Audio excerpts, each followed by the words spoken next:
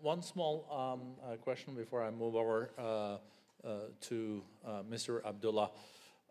When you're present in Djibouti and you look around, you have Yemen on the other side. I think it's 20 kilometers from Djibouti to Yemen. Yes. You have the unfolding situation in Somalia, where we know that there is challenges in between Somaliland, Puntland, and then Somalia. The new prime minister can also, in Ethiopia, might see setbacks, and we know that you have a long border conflicts, at least in the past, with Eritrea. What keeps you most up at night when you go? What worries you most? And when you're in your best mood, what is really where you see the silver lining? In matter of an economic development and economic integration, we are very optimistic. But we have, as you know, and still the terrorism threat, especially in Somalia. Our agreements with our neighbors from Eritrea, we are on the way to finalize it, and very soon. Somalia is a problem, and also the new government is doing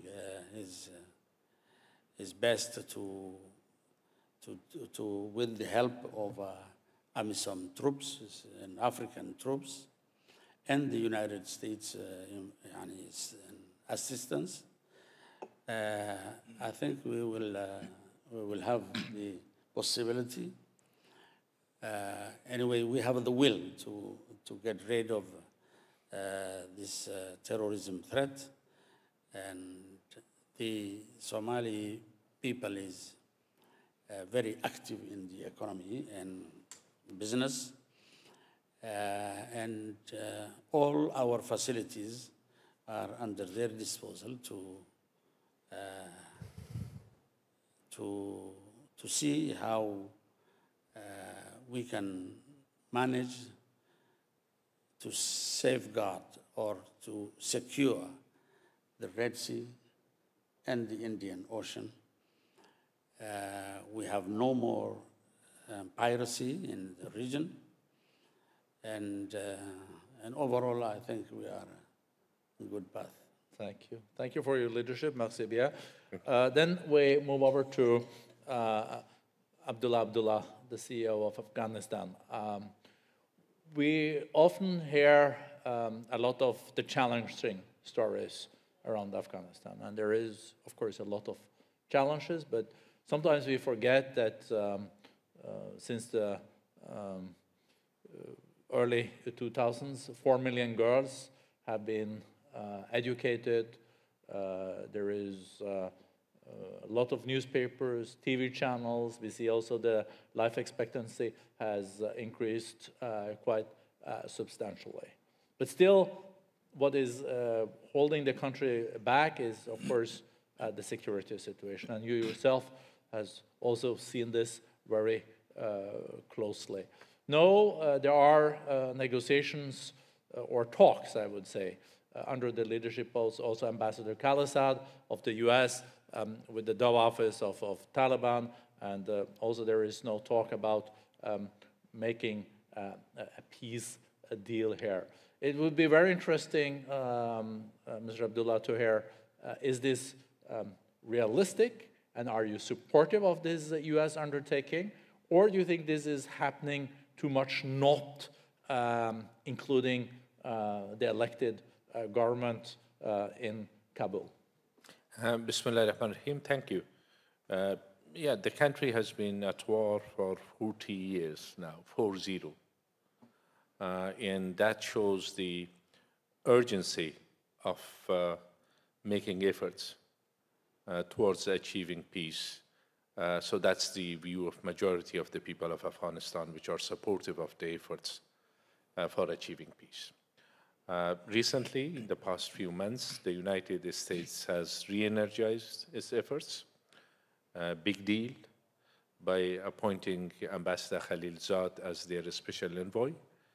And he has made a lot of journeys to different parts of the region, as well as contacts with the Taliban, talks to the Taliban. As a whole, we are supportive of those efforts. He has spent more times with the Taliban because they are the challenge. They are the one that are the obstacle towards achieving peace. He was in Kabul just a few days ago. He has made progress in one area, which is Taliban assuring everybody in giving guarantees that they will not going to maintain contacts with Al-Qaeda or any other terrorist group, which is a positive development because that was the root cause of the problem at the beginning, the presence of thousands of terrorists from all around the world in Afghanistan, and Taliban relying on their support and them relying on Taliban support, and then posing a serious challenge to the people of Afghanistan. There is another side to that, which is Taliban have not agreed so far to talk to the government of Afghanistan, and the US position has been that Taliban, there will be no agreement with Taliban on other issues unless they sit with the inclusive team from Afghanistan, which is the government of Afghanistan and other political parties represented. So we are supportive of those efforts, and how optimistic I am, how pessimistic I am, we will not lose hope. And at the same time, we are not making any mistake in judging the sense of the people of Afghanistan, which they want to see peace in their country, but at the same time, they don't want to give up on the achievements that they have, which part of it you yourself mentioned. Citizens' rights, human rights and women's rights, freedom of speech, choosing your own leaders through elections, civil society, very vibrant civil society, private sector development, peaceful coexistence within and without. And these are the achievements of the people. And durable peace will only be achieved once we sit together and we come to an understanding on those main principles. Do you think Taliban in the negotiations will comply with those values and principles? And secondly, if there is a deal with Taliban and the Pashtuns, can we see a situation where there are other groups in Afghanistan that also will not be satisfied? Because sometimes it is forgotten how the multi-ethnicity of Afghanistan when this is discussed, especially in the West, I think. Yes, any real peace deal will have to take into account the pluralistic aspect of the society and multi-ethnic nature of our nation, and also should emphasize on the principles, on those achievements, because those achievements are for everybody. From the furthest part of the country, east, south, west, north, central Afghanistan, the people would like their children to be educated properly, boys and girls. The rights of the people should be respected. So it will not be realistic if we give up on those rights, and also peace will not be achievable if part of the society are marginalized. That's why personally I've emphasized to our leaders in the government and outside the government that we should present a unified voice of the people, which reflects the aspirations of majority of the people, which are for durable and dignified peace for everybody. When Taliban join peace, it should be dignified for them as well. So exclusion will not work, whether it is on any basis. So it has to be inclusive. Whether Taliban will comply or not, their record does not the record is poor, to say the least. Sometimes they say that all these things are propaganda, the abuse of human rights and so on and so forth, or women's rights. And sometimes they say, I remember this 20 years back, and some of them, while talking to the Taliban directly, but some of the things which happened very recently also, that was resonation of the same thing. In a negotiations which took place in Uzbekistan, Taliban representatives said that all these things about human rights and women's rights are propaganda against us. The world needs to learn from us about the human rights and women's rights. And we have an opposition. At that time, Taliban were in Kabul, in control of like 80% of the country. That was before September 11th. If the world wants to establish peace, they should disarm our opposition. Yeah. Some of their comments resonates those things, but hopefully they will see the fact that by continuation of the war, only our people suffer and we miss opportunities. Thank you. One last question in this round. We're seeing that ISIL is militarily being pushed back, and some would say defeated in Syria and in Iraq. But now we can see traces of ISIL in Afghanistan. Can you say 2 words about if there was a deal with Taliban? Would we see then that ISIL popped up? That's one question. The other one is, how much of a proxy situation are we in Afghanistan today? We know there are neighbors, and there's also neighbors in the proximity that are quite interested in your country. Daesh is a part of the fighting groups today. We do, sorry, we'll do a small shift here. The president will be, the finance minister will sit in for the president that has a plane to catch. But we know after the president, always the finance minister is the second most influential guy in town anyway, so sorry. Daesh is located in parts of the country, and they have lost lots of their leaders, and still they control a small territory, but nevertheless, it's a challenge. Still, Daesh is a challenge. The situation around Afghanistan, the neighborhood, South Asia, Central Asia, Iran, Russia, all these situations have an impact on our situation. But we hope that we will be able to bring enough coherence and understanding in the region that these groups developing in our part of the world is a threat to others as well. It's not just to us. And in dealing with them and also in supporting the peace process, everybody has a stake. Only to just briefly touch upon one aspect of the situation. Very briefly. Connectivity with Central Asia has improved many folds through roads, railways, and fiber optics, and so on and so forth in the past few years. Imagine if there is peace there, the whole region will flourish. Thank you so much. Now I turn to the Minister of Tourism, also a young global leader of Egypt. We know Egypt is such a crucial nation in the Arab world, and also with such a great history.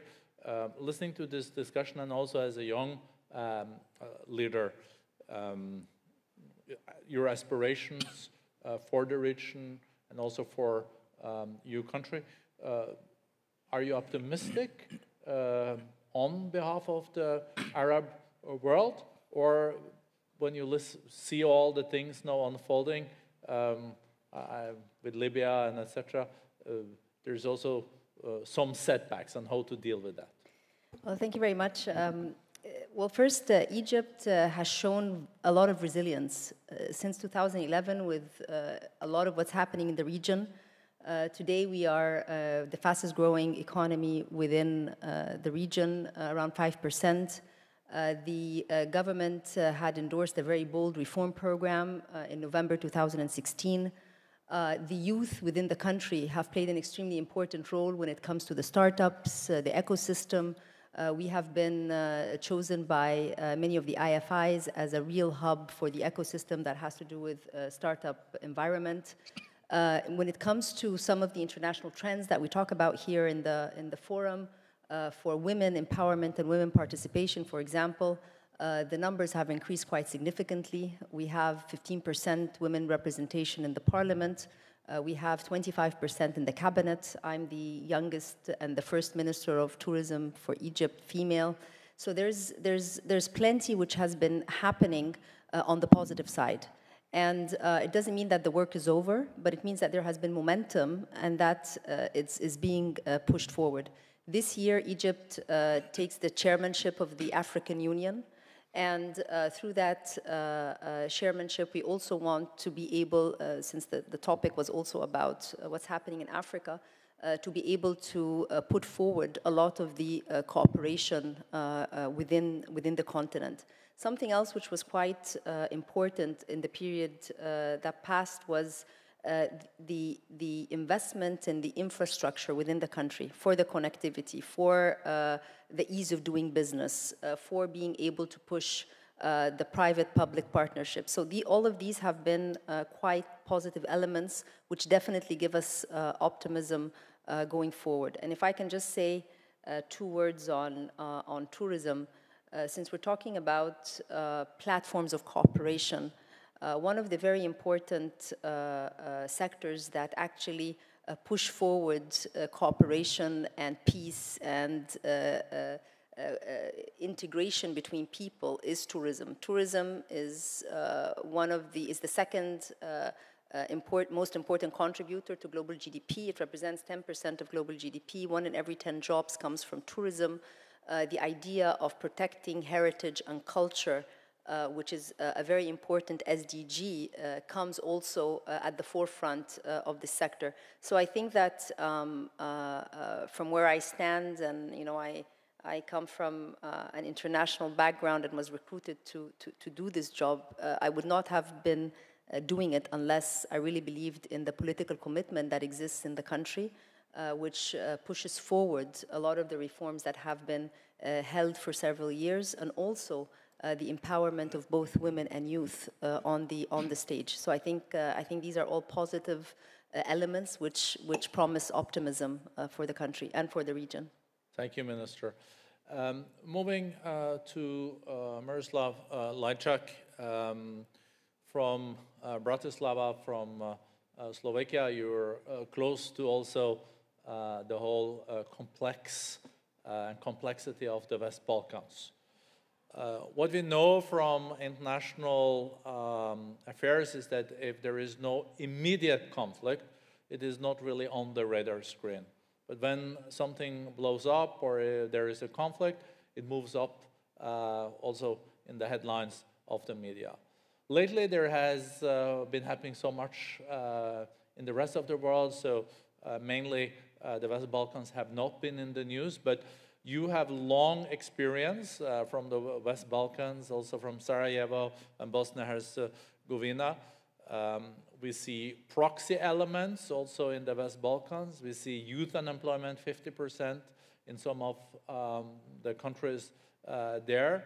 Is Europe and the EU doing enough to support stability in this region? What more can we and should we do? And how concerned are you about the future in the West Balkans? Because now the Maghreb and the whole Sahel has been very much in the news, but this is also a region that we know from before has the potential to explode, not only historically, but we know also in the last 2 decades. Yes, you're right. Not being in the news is probably a good thing these days. And the Balkans are not that much in the center of the radar screen, which is good for them. This is the region that is well known by producing more history than it can consume, and this has led to many tragedies in the past.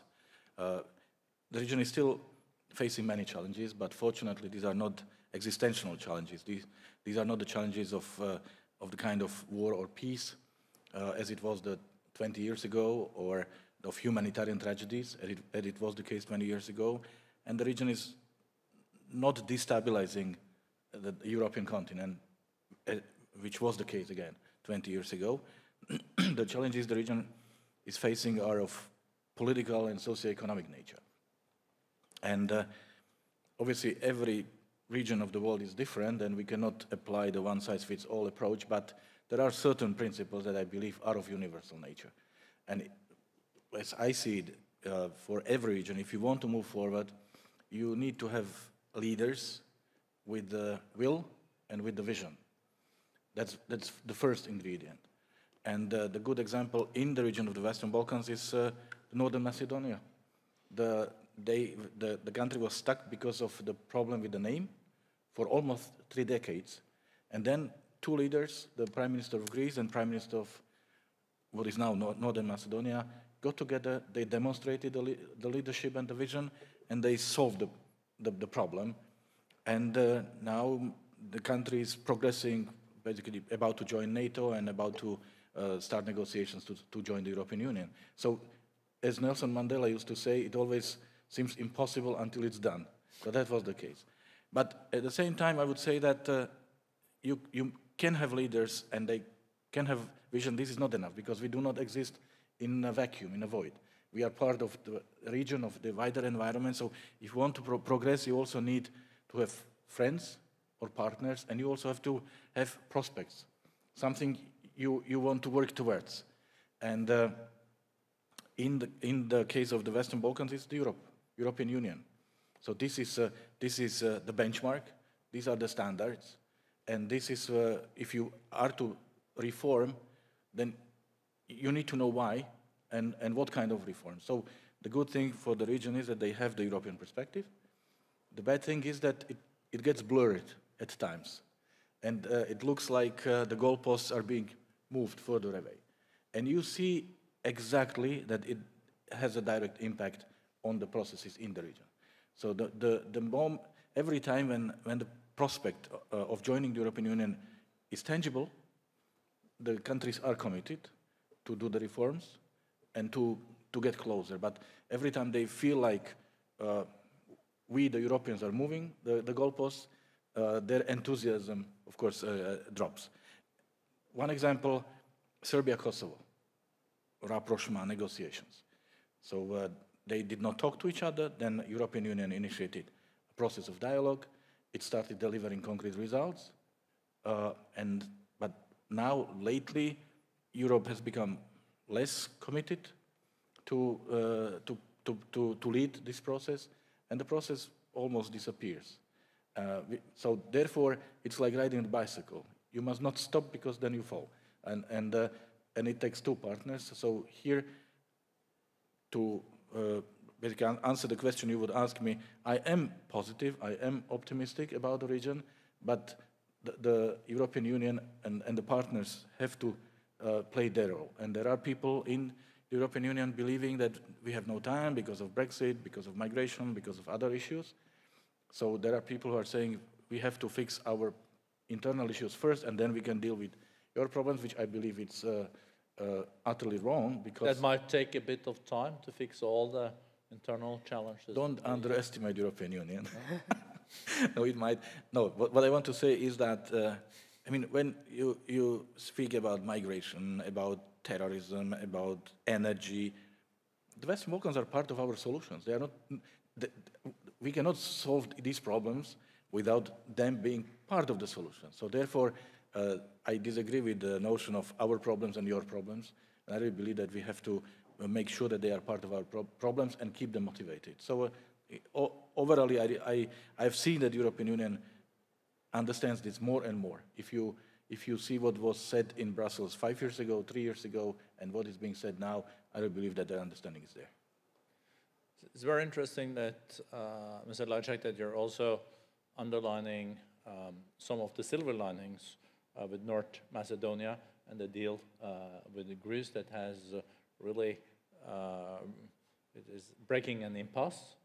We also had the situation with then EU membership as something that there was a clear aspiration.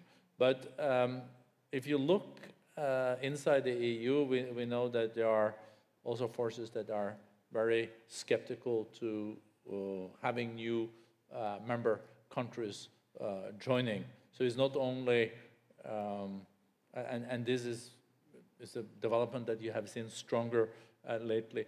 Could you then see also this be done more step by step? So you could see access to the single market or customs union as opportunities, like we're seeing now with Brexit, where you're looking at elements in the EU. No, I don't believe in that approach. I really believe that we have a good policy, which is called EU enlargement policy, and that has produced concrete results, and we just have to stick to these policies. And yes, there is less enthusiasm among the European populations, particularly in the western part of Europe, when it comes to the enlargement. But when you look at the map, the simple question is, if the region is not part of Europe, of European Union, then it is part of what? Do we want to keep them as a buffer zone? Do we want them to fall for other influences, for other orientations? I don't think so. Plus, the enlargement process is a process invented by the European Union, 100% owned by the European Union, so you should not be afraid of inviting them into the process that you own and control. And the purpose of the process is to make sure that these countries are ready, are meeting all the European standards. So to put it very simply, it's either Europe keeping these countries busy with the European agenda, or these countries will be keeping Europe busy with their agenda, which is not necessarily European, and we have seen this in the past. So again, it would take more leadership and more courage on the side of European leaders to be able to explain this to their population. I think you said it very nicely when you just now said that are they going to be kept busy by EU's agenda or EU by their agenda? If you look at the potential conflicts inside Western Balkans that worries you the most, would that be a conflict between Kosovo and Serbia, or would it be Bosnia-Herzegovina exploding? I don't want to use the word conflict. I don't think we are in the position or in the situation when we should speak about conflict. There are challenges, and I would say the two biggest challenges in the region are the relationship between Serbia and Kosovo and the issue of functionality of Bosnia-Herzegovina. And we will have to deal with them one by one. That's my proposal in the order as I mentioned it. But I just refuse to, put this in the context of a conflict. But if we do nothing for the next 5 years, we might find ourselves in the situation that even conflict will not be excluded. Thank you. Mohammed Shahriar Alam, Foreign Minister of Bangladesh. We know that Bangladesh is one of the fastest growing economies in the world, but at the same time we know it's still a developing country. And in the course of the last year, you received 1.1 million refugees from Myanmar, being Rohingyas from the Rakhine state. I think you and your government has got a lot of international praise for showing this kind of humanitarian compassion. But it's also creating, of course, challenges in your own country. There is a plan for repatriation of some of these Rohingyas. Minister, what is now the feeling in your country? How long will your country be willing to be a host? And how much pressure will you put on Myanmar to receive these Rohingyas back? And is it safe for the Rohingyas to return? Is there really a future for the Rohingyas in Myanmar? Thank you. You have just promoted me. I'm actually a Minister of State for Foreign Affairs, not foreign minister. So I promoted you? Yeah, you just promoted me. Okay. I hope my prime minister listening. Yeah. I know Sheikh is there now, well, so I'll thank you. I mean, you know, the region where Rohingyas have taken shelter, or rather, we allocated almost 6,000 acres of land. That actually used to be a problem-prone area of Bangladesh. Prime Minister Sheikh Hasina, in her first term during 1996 to 2001, she signed a peace accord with the hill tract, you know, different ethnic group, as we used to call them. It's 3 large districts and most picturesque parts of Bangladesh. And we have restored peace and stability in that region. That means up till 1991, that part of Bangladesh was neglected. You know, they were not getting due share of development and so on and so forth. So this is more vulnerable now because, you know, the Rohingyas who came in, obviously we had to deal with the insurgencies. We discussed with bordering India, and we have secured the border. And up until almost 2005 and 6, some of these remote areas were used by insurgents in Indian territory. And we worked together through different mechanisms, and, you know, touch wood, haven't had any bad experiences in last 25 years. But sheltering 1.1 million Rohingyas in such a vulnerable part of Bangladesh, you know, potentially destabilizes the peace and security that we have established. Now, that's obviously, Prime Minister Sheikh Hasina explained that we are doing it purely on humanitarian ground. Bangladesh is not a rich country, even though we have just stepped into a middle-income country category, and we are growing at the pace of 8%. And, you know, your forum forecasted that Bangladesh will become a 32nd largest economy by 2030 and 26th largest by 2050. But, you know, we are very worried about the progress, even though the host community were very welcoming, you know, when the problem broke out in 2017 August. But, you know, they did that again on humanitarian ground, listening to Prime Minister's call, and, you know, opened their houses and gave them shelter and food and everything. But they did that with in anticipation that they are going to go back in foreseeable future. Foreseeable future means probably in 6 months or a year. But we are well into the 2nd year of the problem. And while the international community is praising that, but I don't think the international community is doing enough to put pressure on Myanmar to take back their own population. Now, if I want to be a little kind of critical, the problem is not new. The 1962 Citizenship Act of Myanmar prohibited them from recognizing their own citizen. They have recognized 135 different ethnic groups. And Rohingyas, over almost 2 million population, didn't find a place in that 135 category of list, you know. And the hand-holding the international community has done, we were very supportive of Aung San Suu Kyi and the democratic process and the economic emancipation, because they are our neighbor, you know, we want to grow together. And they are our only link to the ASEAN countries, to the Southeast Asia. We plan to build railway lines, roads, connectivity through Thailand into Vietnam, Cambodia, China, and, you know, that part of the world, and, you know, up to even Japan. But the peace process and the election that has seen the democratic government taking power 3 years ago should have come with some condition of, you know, dealing with these people. I know and appreciate, we as a country appreciate, and I'm sure you are well aware, that there are insurgencies in different parts of Myanmar, you know. But Rohingya, the Muslim Rohingyas constitutes a large part of that, you know, 2 million people, you know. That's more than population of many countries in this world, you know. And they were left unaddressed, and we are, you know, paying the price of it. As far as repatriation is concerned, having said all these, we are constructively engaged, and we have taken a huge political risk. We had to face this election this December, and, you know, 2 consecutive terms, going into a 3rd election, anti-incumbency, you know, is a risk. But, you know, we dealt with it because, you know, Bangladesh is doing well, not just economically, but socially, women empowerment.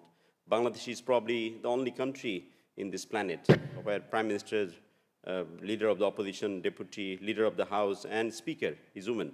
You know, but coming back to the Rohingya issues, we are constructively engaged. And after the problem broke out, we actually deliberately engaged with Myanmar to sign several treaties, not just on the repatriation, but from bilateral point of view.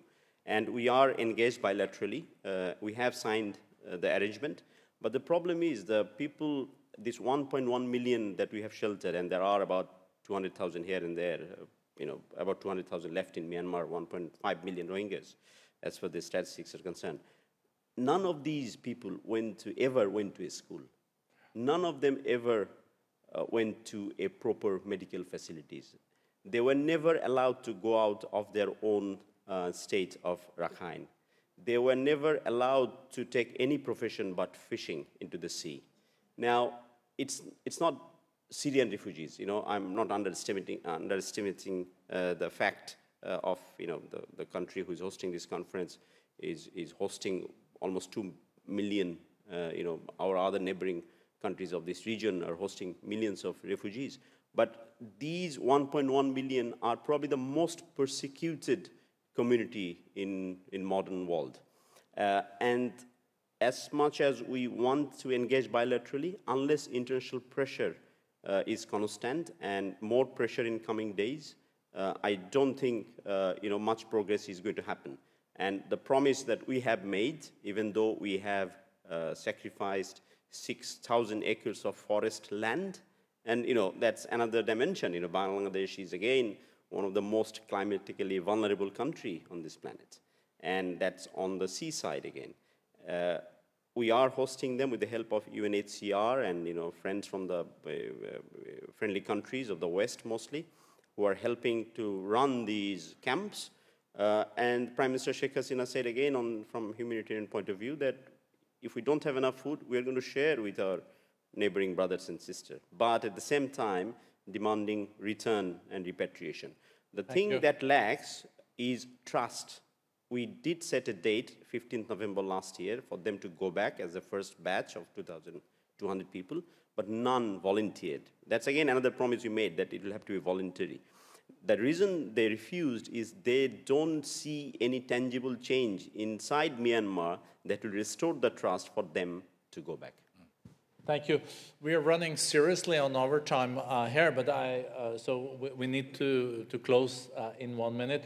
But since the finance minister of Djibouti was so sporty that he also took the president's place on the podium, listening to this discussion, but also knowing your region so well, also from your perspective as a finance minister, I think you're seeing now in your region a real peace dividend coming out of the new rapprochement between Eritrea and Ethiopia and some positive developments. Thank you very much. I will just quickly say about what His Excellency President was emphasizing about the momentum which is created with the peace agreement between Ethiopia and Eritrea, which is actually extended to the whole region. We have actually a project called Horn of Africa Initiative to boost that momentum and create connectivity, because at the end of the day, what we all know about is the more we create wealth, the less we face a crisis, unless it's politically motivated. So what we now are working on is to create infrastructures in order to connect the whole region, because of that war between Ethiopia and Eritrea, as well as having instability in Somalia, we were not able to trade. We were not able to create conditions for smooth movement in people as well as in product, which will be definitely the case in the coming months and years, especially in the coming years. I'm heading to Washington to have a Horn of Africa Minister of Finance in order to discuss about special support from World Bank as well as from EU, which is around $3 billion pledge to create the whole conditions in different dimensions, especially to improve the living condition of the region and to get rid of the instability and the war we are facing. From the other hand, in front of Djibouti, Yemen having also such a serious instability and that war existing, of course, we are believing the cooperation platform, which is actually led by Saudi Arabia, and bringing all the Red Sea neighboring countries from the two sides of the sea, will also be maybe another opportunity to create cooperation, integration by developing trade and mobility between the populations rather than creating conditions which are affecting the global world because of the insecurity of the Bab al-Mandab, which could be actually a disaster for not only the region but the world too. So we have more hope in the coming period of time, inshallah. Thank you, Minister. I really would like to thank the panel. For me, this has been one of the more insightful and substance-wise discussions in a long time. Some people missed this session. That's bad luck for them, because if we listen carefully to what each of these distinguished ministers were saying, it gave us a lot of insight. And I think we can also then conclude with what Foreign Minister Lajčák, he quoted Nelson Mandela saying that seems impossible until it's done. You know, that's, who would have believed that there could be peace between Eritrea and Ethiopia? Who would believe that we would know this year have North Macedonia happening? So there are also some silver linings out there, and our job is just to roll up our sleeves and try to make more successes like that. Let's give the panel a big hand. Thank you.